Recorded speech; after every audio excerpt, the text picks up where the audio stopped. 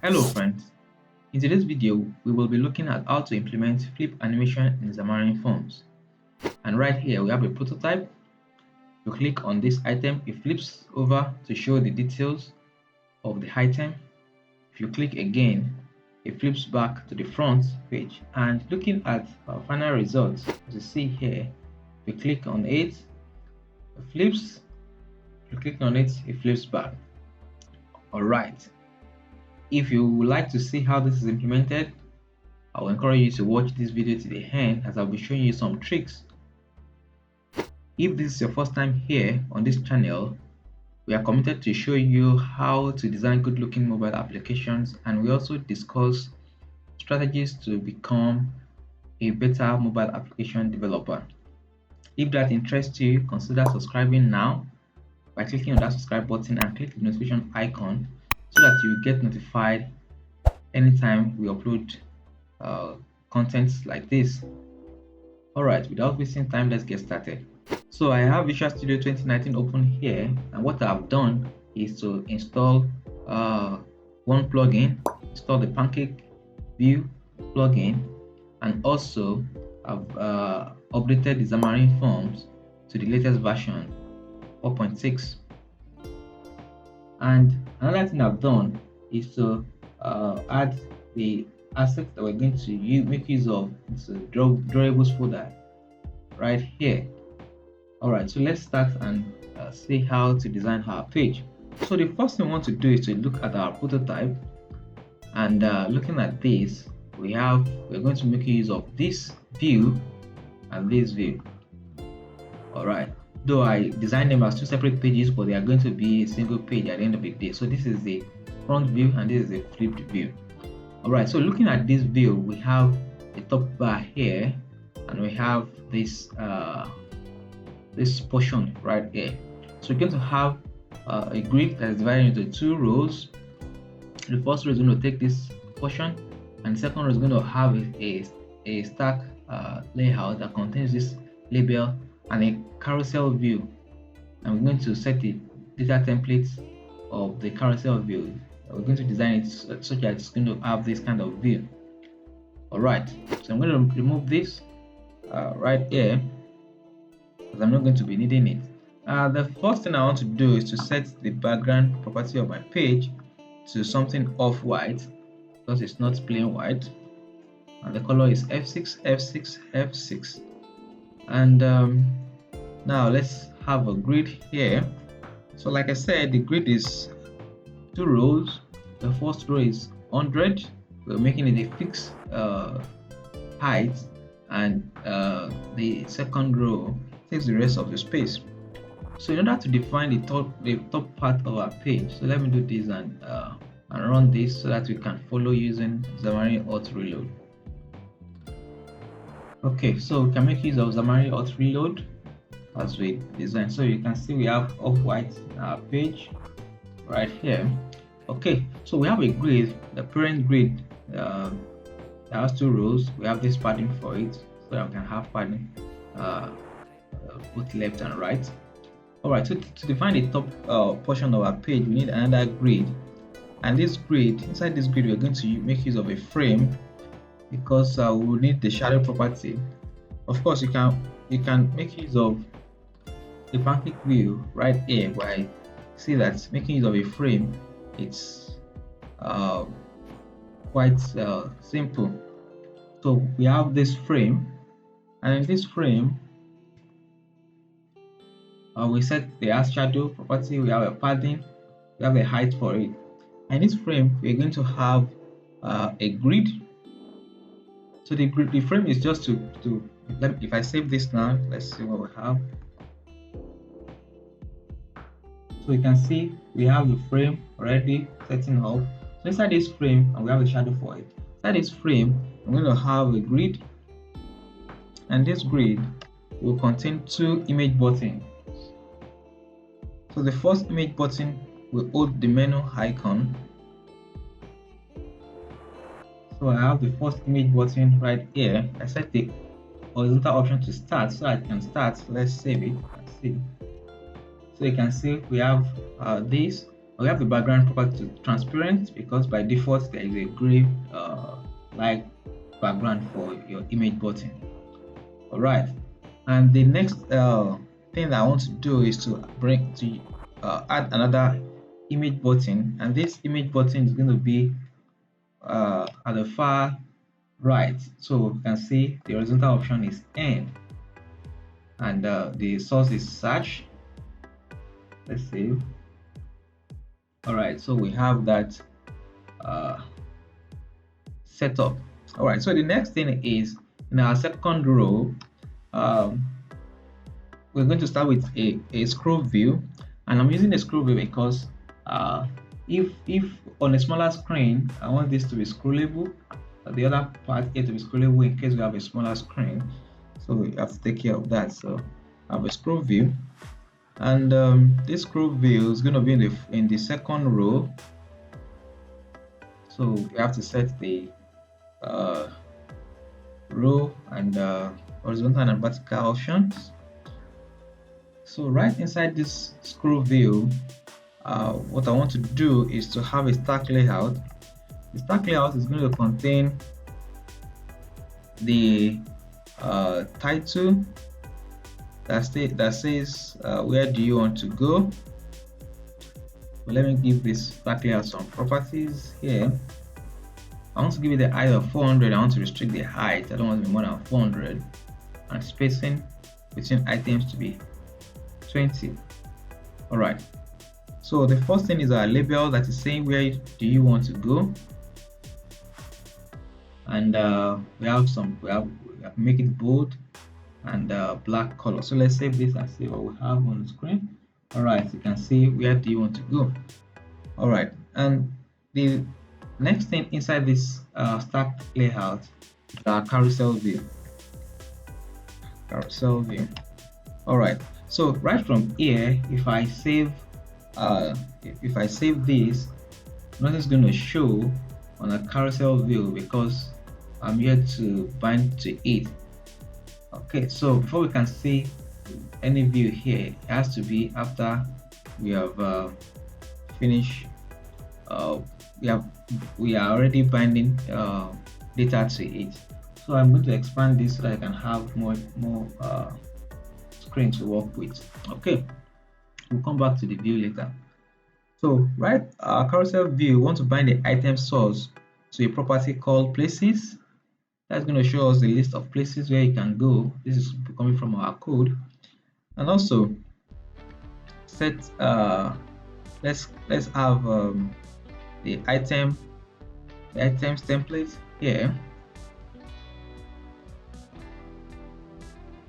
All right, so the trick here is we first of all have a grid, a parent grid here. So the trick we want to do is we want to have two different views. We want to have the front view and want to have the back view, and all these two views are going to be inside this grid. Then it's going to overlap. So we have the front view. The order in which you arrange it does not really matter because of the way we are going to handle it. We are going to hide one of them, and we're going to control it in code. So I'm going to do the first thing I'm going to do is I'm going to add is the front view. So right here I have a grid with the name front view, and I'm setting the gesture to be flip to back. So anytime you tap on this, you want to say flip to back. So I'm going to set this so that we can have a good. All right, let me come back, and right inside here we want to start with a pancake view so that you can have a corner radius. You can use the grid also, but I like to use pancake view in this case.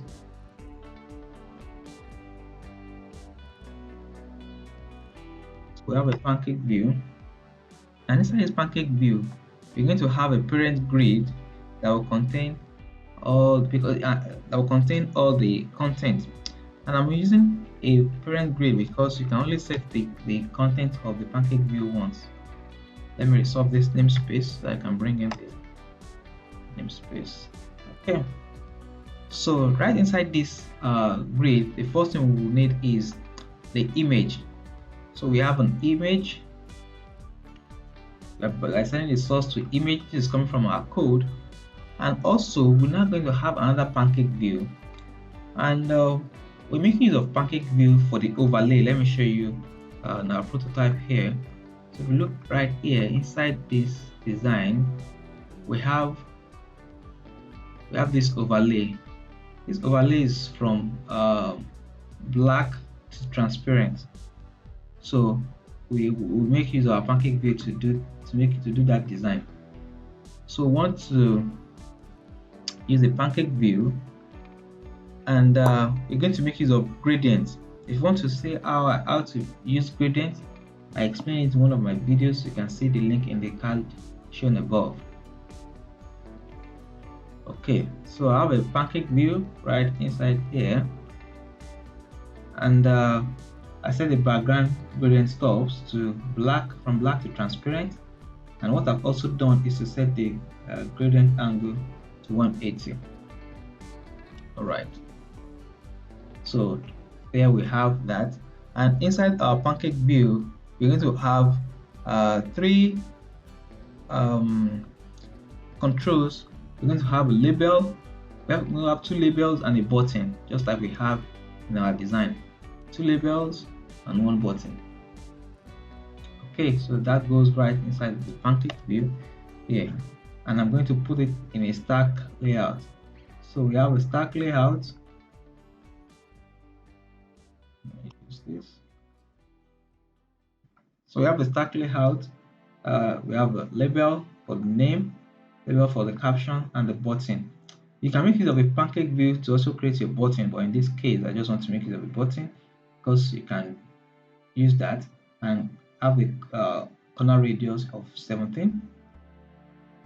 Right here. If I save, you can see that nothing is showing in the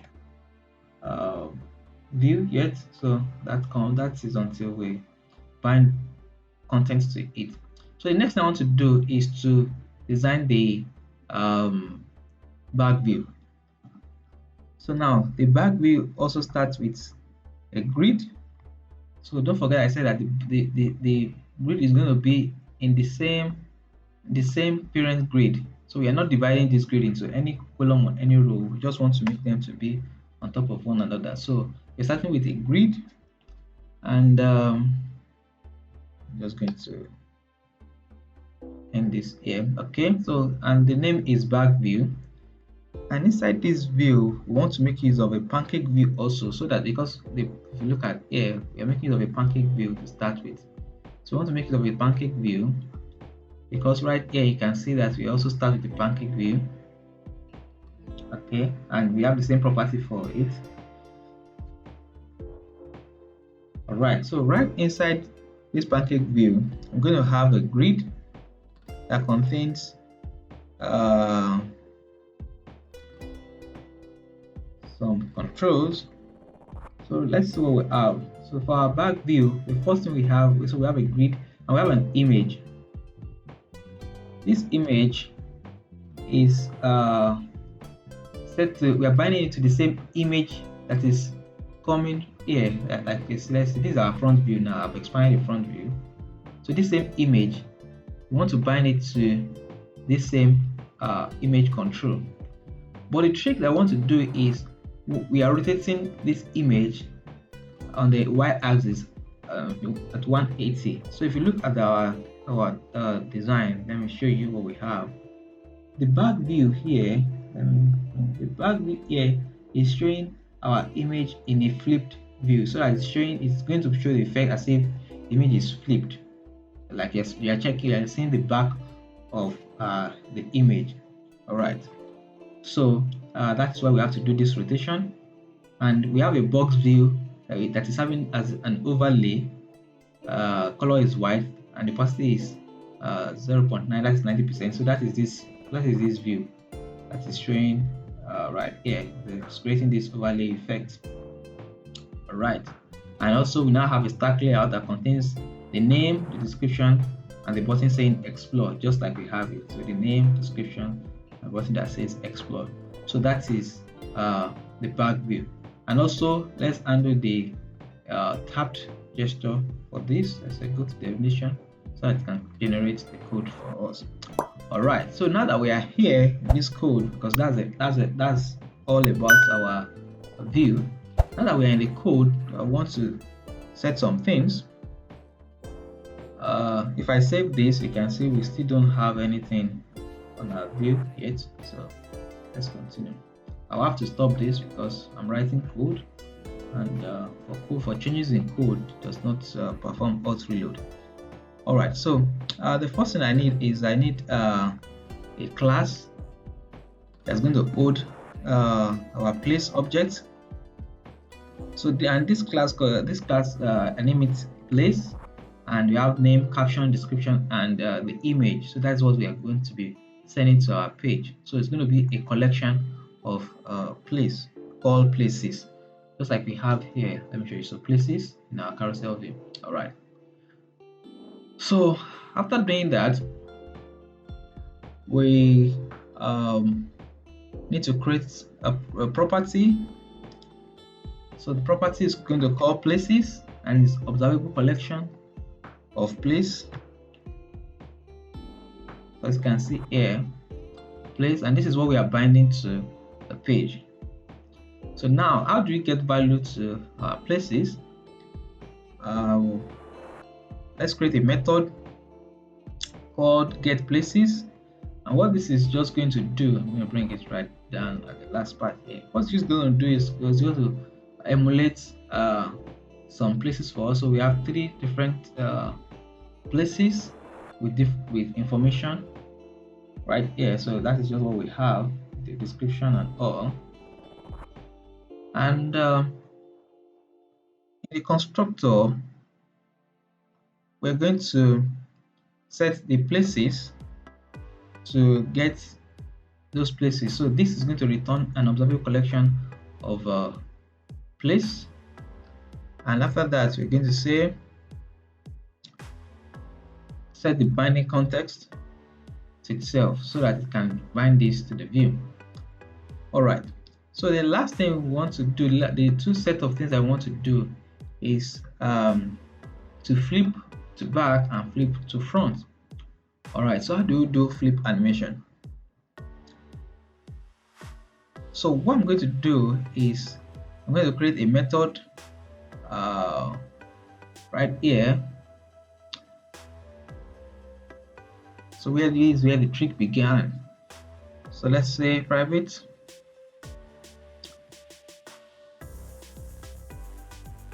So let's call it flip. And what this is going to get is going to hold visual elements.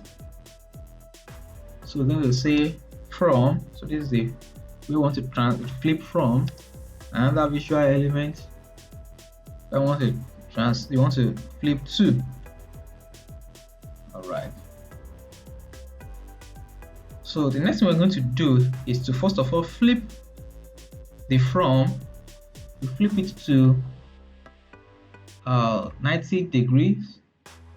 We want to set the time and the easing. And the next thing is, so that is for the from. And as this is working, we want to set the to, we want to rotate it also on the y-axis to 90. So this is minus 90.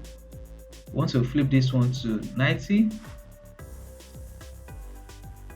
Then set the property is visible property to true, because if you look at our page, let me show you, the back view is set to false. The is visible is set to false, so this is not showing. So that is going to be our 2 in this case. So we are setting is visible to true. So we first of all rotate it at 90, and we're setting is visible to true. Then right after that, we want to set the from. We want to set is visible to false, so it's going to hide. Remember, it's already at minus 90, so we want to set it to false. Then next thing is to now animate the 2 to 0.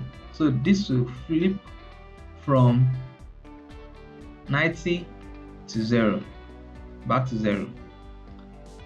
Okay, so from to minus 90, so it's going to flip as if it wants to flip over. It's going to stop in the middle. Our 2 is set to flip to stay in the middle. Set its visible property to true, and then the visible property of the front set to false so that it will hide. And right immediately, the 2 we are rotating on the y-axis to 0 degrees. We are saying it should take so let's make this 300, so that's going to follow the same time right here. So we're saying it should rotate on the y-axis to at 300 milliseconds, and we're setting the easing to spring out. All right. So right in our flip to back, this is what we want to do. The first thing we want to do is to, we want to get the view, that is the visual element. We know it's a grid that is coming because this tap gesture is on a grid. And also right there, we want to now get the back, and the way we get the back is to find the parent of this front because they are in the same parent. Let me go back. So this is the parent, they are both in the same parent. So we want to find the parent. So we want to find the parent. So we want to get the parent and use it to find the back view. And after finding the back view, what we're going to do is to now call the flip, passing the front and the back. All right. So the same thing is, well, before we do this, let me comment this out, and and let's run to see. I forgot to do that, so let's just run our project now to see what we have. So before we start flipping, okay, we have an error here. Oh, okay, so we have to double closings here. Okay, so let's see. Value cannot be null.